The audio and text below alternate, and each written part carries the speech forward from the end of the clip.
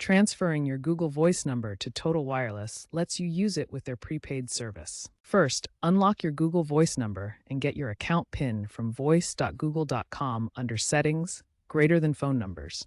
This authorizes the transfer. Next, activate a Total Wireless SIM card with a compatible plan.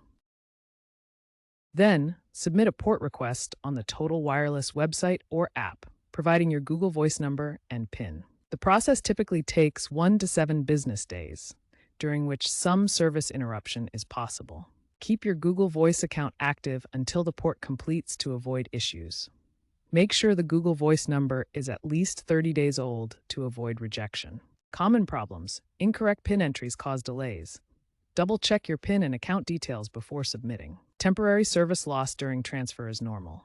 Prolonged issues require contacting Total Wireless support. If recently ported to Google Voice, Total Wireless may enforce a waiting period. Consider porting during weekdays to avoid weekend delays. After the port, update contact information and app settings to reflect the change. Using AI-assisted porting tools through Total Wireless can minimize errors. If porting fails, contact Total Wireless support for troubleshooting.